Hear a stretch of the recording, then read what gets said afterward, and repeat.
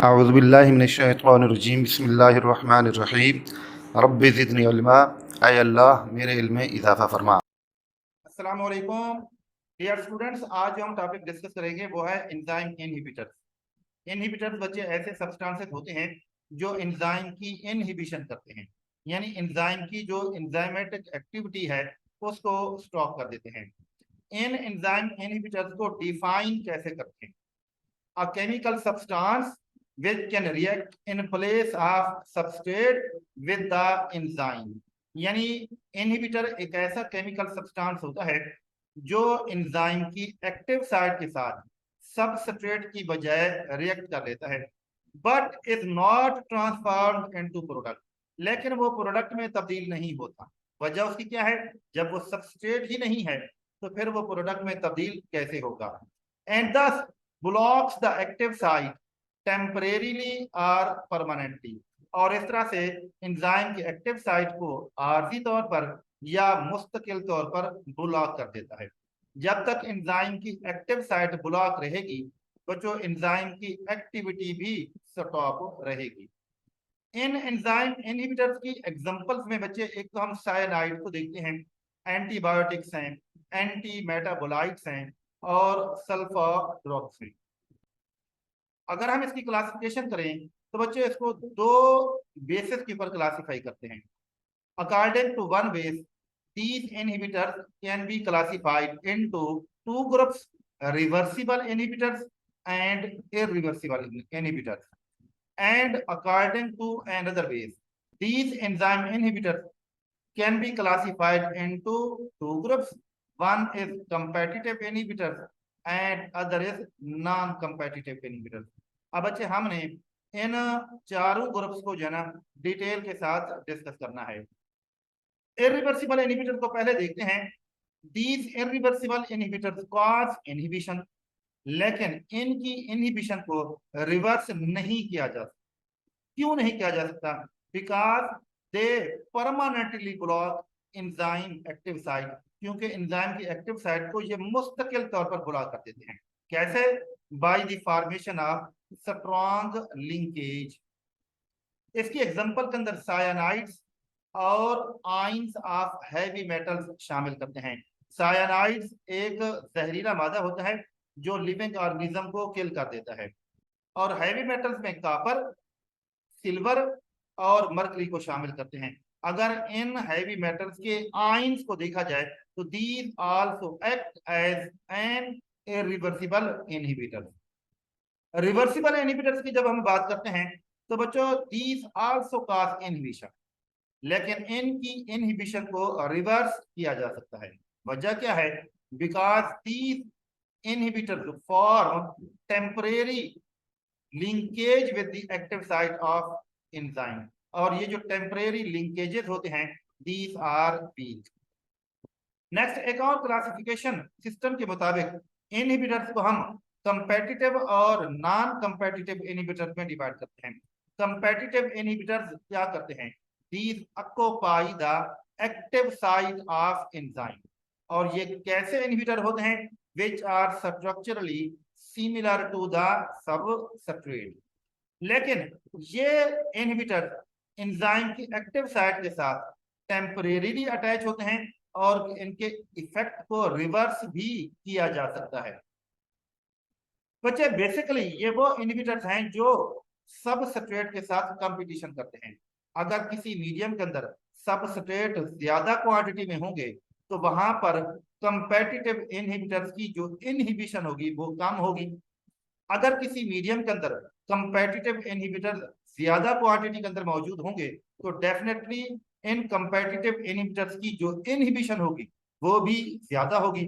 हम कह सकते हैं कि अगर किसी मीडियम के अंदर 80% सबस्ट्रेट हैं और 20% ये कंपेटिटिव इनहिबिटर हैं तो उस मीडियम के अंदर इनहिबिशन के चांसेस 20% और सबस्ट्रेट के एंजाइम के एक्टिव साइट के साथ अटैच होने के चांसेस 80% होते हैं। तो जो लेवल ऑफ इनहिबिशन है ये डिपेंड करती है किस चीज के ऊपर? Relative concentration of substrate and inhibitors. और बच्चे अगर हम इनकी इंपॉर्टेंस को देखें तो these competitive inhibitors support lock and की मॉडल। कैसे सपोर्ट करते हैं बच्चों? लॉक एंड की मॉडल में जैसे बताया गया है कि स्पेसिफिक सबस्ट्रेट ही प्रोडक्ट में तब्दील होते हैं, लेकिन क्योंकि ये इनहिबिटर स्पेसिफिक सबस्ट्रेट नहीं होते, सिमिलर टू सबस्ट्रेट होते हैं, इसी वजह से बच्चे यह एंजाइम से कन्वर्ट होकर प्रोडक्ट में तब्दील नहीं हो पाते। और बच्चों ये competitive inhibitors as drugs utilize होते हैं हमारी बॉडी के अंदर, और उसके एग्जांपल क्या है? सल्फोनामाइड्स, जो कि बैक्टीरियल इन्फेक्शन के अगेंस्ट इस्तेमाल की जाती हैं। और इन कंपेटिटिव इनहिबिटर्स का जो एक्शन है उसको न्यूट्रलाइज किया जा सकता है एक ही वे से। वो वे क्या है? By increasing the concentration of substrate in that medium. Non competitive inhibitors को देखें बच्चे, तो दीज आल्सो कॉज इनहिबिशन। कैसे कॉज करते हैं? बाय अटैकिंग ऑन एंजाइम, लेकिन ये एक्टिव साइट के साथ ये अटैच नहीं होते, दीज अटैक अदर साइड, और उस दूसरी साइड को हम कहते हैं एलोस्टेरिक साइट। जैसे आप लोग के सामने इस डायग्राम के अंदर देखिएगा, ये एंजाइम है बच्चों, इस एंजाइम की ये एक्टिव साइट है, और इस एक्टिव साइट के अलावा एक और साइट भी मौजूद है बच्चों, इस साइट को हम नाम देते हैं एलोस्टेरिक साइट। और जो नॉन कंपेटिटिव इनहिबिटर्स होते हैं ये हमेशा इसी एलोस्टेरिक साइट के साथ आकर अटैच होते हैं, और अटैच होने के बाद इनहिबिशन को काज कर देते हैं। These inhibitors are dissimilar to substrate, यानी इनकी स्ट्रक्चर सबस्ट्रेट से मुख्तलिफ होती है। और बच्चे इन नॉन कंपेटिटिव इनहिबिटर्स को हम दो टाइप्स में डिवाइड करते हैं। एक टाइप को हम कहते हैं रिवर्सिबल नॉन कंपेटिटिव इनहिबिटर्स, और दूसरी को हम कहते हैं non reversible non competitive inhibitors. बच्चे रिवर्सिबल नॉन कंपेटिटिव इनहिबिटर्स कैसे इनहिबिटर्स होते हैं? नाम से बच्चे शो हो रहा है कि यह रिवर्सिबल होते हैं, यानी ये अटैच होते हैं एलोस्टेरिक साइट के साथ, लेकिन इनकी अटैचमेंट टेम्परेरी होती है। These inhibitors वर्क, ये इनहिबिटर अपना काम करते हैं, लेकिन कैसे काम करते हैं? These work not by preventing the formation of ES complex, यानी इन इनहिबिटर्स का काम ये नहीं है कि ये एक्टिव साइट के साथ सबस्ट्रेट को अटैच नहीं होने देंगे, बल्कि सबस्ट्रेट एक्टिव साइट के साथ अटैच होते हैं, लेकिन वो सबस्ट्रेट प्रोडक्ट में तब्दील नहीं हो पाते, यानी कि ये ES कॉम्प्लेक्स फॉर्मेशन को नहीं रोकते, बल्कि EP कॉम्प्लेक्स फॉर्मेशन को रोक देते हैं, सबस्ट्रेट को प्रोडक्ट में तब्दील नहीं होने देते। और बच्चे इसकी एग्जांपल क्या है? Feedback inhibition. अब नेक्स्ट दूसरी टाइप की तरफ आ जाते हैं, जिसको हम इरिवर्सिबल नॉन कंपेटिटिव इनहिबिटर्स का नाम देते हैं। ये बच्चे ऐसे नॉन कंपेटिटिव इनहिबिटर्स होते हैं जो एलोस्टेरिक साइट के साथ अटैच होने के बाद एंजाइम की शेप के अंदर चेंजेस करते हैं, यानी कि ये एलोस्टेरिक साइट के साथ जब इन अटैच हो जाएंगे तब क्या करेंगे? एंजाइम की ये जो ग्लोब्यूलर स्ट्रक्चर होती है इसके अंदर मौजूद अमाइनो एसिड की जो अरेंजमेंट है उसको चेंज कर देते हैं। और जब अमाइनो एसिड की अरेंजमेंट चेंज होती है तो बच्चों यही चेंजेस एक्टिव साइट के ऊपर भी होती है, और एक्टिव साइट में अमाइनो एसिड की अरेंजमेंट के चेंज होने की वजह से एक्टिव साइट सबस्ट्रेट को अटैच नहीं कर पाती, लिहाजा ना एंजाइम सबस्ट्रेट कॉम्प्लेक्स बनता है और ना ही प्रोडक्ट की फॉर्मेशन होती है। बच्चे इन इरिवर्सिबल नॉन कंपेटिटिव इनहिबिटर्स की अगर हम एग्जांपल को देखें तो एक एग्जांपल हम साइनाइड्स की लेते हैं। जैसे अभी मैंने आपको बताया है, cyanides are basically poisons which kill an organism. कैसे किल करते हैं? लिविंग ऑर्गेनिज्म के अंदर बच्चे रेस्पिरेशन का प्रोसेस होता है। रेस्पिरेशन के प्रोसेस के दौरान एक एंजाइम अपना रोल प्ले करता है, उसका नाम है साइटोक्रोम ऑक्सीडेज। इस एंजाइम के साथ बच्चे एक प्रोस्थेटिक ग्रुप अटैच होता है, और उसी प्रोस्थेटिक ग्रुप में आयरन एटम मौजूद होता है। ये इनहिबिटर यानी साइनाइड्स क्या है? ये ऐसे पॉइजन होते हैं, ऐसे इनहिबिटर होते हैं जो इस आयरन के साथ बाइंड हो जाते हैं। जब आयरन के साथ बाइंड हो जाएंगे तो तब जो ये साइटोक्रोम ऑक्सीडेज एंजाइम इनएक्टिव हो जाएगा, और रेस्पिरेशन का प्रोसेस स्टॉप हो जाएगा। और रेस्पिरेशन के प्रोसेस के स्टॉप होने से बच्चों ना तो एनर्जी की प्रोडक्शन होगी और ना ही वो ऑर्गेनिज्म सरवाइव कर पाएगा। एक और एग्जांपल देखते हैं। हैवी मेटल के आयन एक्ट करते हैं as irreversible non competitive inhibitor. Heavy metals में बच्चे हम मरकरी को लेते हैं, सिल्वर को लेते हैं, कॉपर को लेते हैं। बच्चों ये हैवी मेटल्स के जो आयन्स होते हैं वो अटैच होते हैं थायोल ग्रुप के साथ। थायोल ग्रुप कहाँ है बच्चों? ये एंजाइम के अंदर जो क्वाटरनरी और टर्शरी स्ट्रक्चर होती है उसको मेंटेन करने के लिए वो जो डाइसल्फाइड बॉन्ड होते हैं थाइओल ग्रुप बनाते हैं। और थाइओल ग्रुप के साथ जब इन हैवी मेटल के आयन अटैच हो जाए, कंबाइन हो जाए, तो डाइसल्फाइड बॉन्ड ब्रेक हो जाते हैं। और इनके ब्रेक होने से क्वाटरनरी स्ट्रक्चर और टर्शरी स्ट्रक्चर डिस्ट्रॉय हो जाती है, एंजाइम डीनेचर हो जाते हैं और उसके बाद अपना फंक्शन बंद कर देती हैं। और इन इरिवर्सिबल नॉन कंपेटिटिव इनहिबिटर्स के इफेक्ट को न्यूट्रलाइज कैसे किया जा सकता है? By adding एंटीडॉट्स। एंटीडॉट्स बच्चे उर्दू में तरियाक कहलाते हैं। किसी जहरीले मादे के जहर को न्यूट्रलाइज करने वाले जो सब्सटेंसेस होते हैं उन्हीं को ही हम एंटीडॉट्स का नाम देते हैं। एंजाइम इनहिबिटर की कुछ एग्जांपल को जरा एक्सप्लेन कर लेते हैं। आप लोग के सामने बच्चे एंजाइम की स्ट्रक्चर मौजूद हैं। आप जरा इन स्ट्रक्चर के ऊपर फोकस कीजिएगा। इसमें दो enzyme present. Number one, this is an enzyme.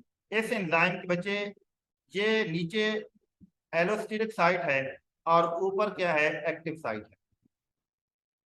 ऐसे इनहिबिटर जो एक्टिव साइट के साथ अटैच हों बच्चे वह कंपेटिटिव इनहिबिटर्स कहलाते हैं।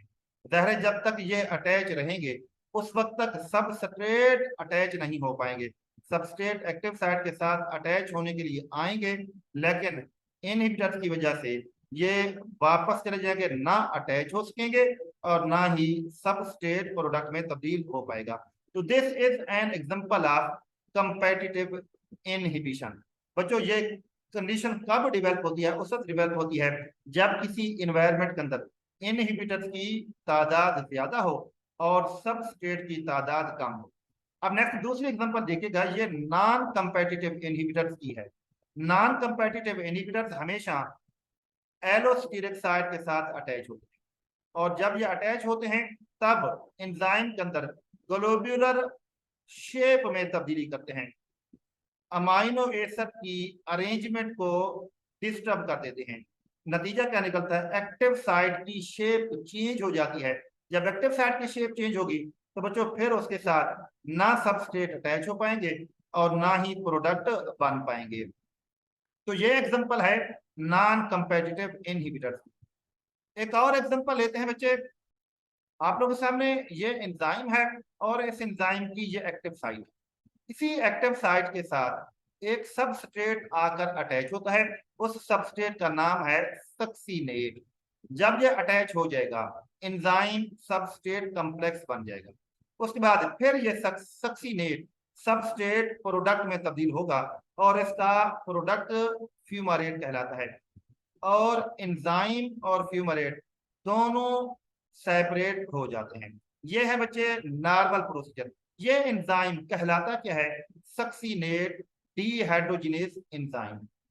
नेक्स्ट बच्चे, अगर इसी सक्सीनेट डीहाइड्रोजिनेज एंजाइम के साथ मेलोनेट आकर अटैच हो जाए। मेलोनेट क्या है? This is an inhibitor which has similar structure just like succinate. लिहाजा ये बच्चे structurally similar inhibitor competitive inhibitor कहलाता है। जब इसके साथ अटैच हो जाएगा तो अब ये बन जाएगा एक कॉम्प्लेक्स। इस कॉम्प्लेक्स को हम कहेंगे enzyme inhibitor complex. Enzyme substrate complex क्योंकि नहीं बनेगा लिहाजा कोई प्रोडक्ट भी नहीं होगा। This will B an example of competitive inhibition. तो बच्चे इसमें से बहुत सारे क्वेश्चन बनाए जा सकते हैं कि सक्सीनेट का एंजाइम कौन सा होगा?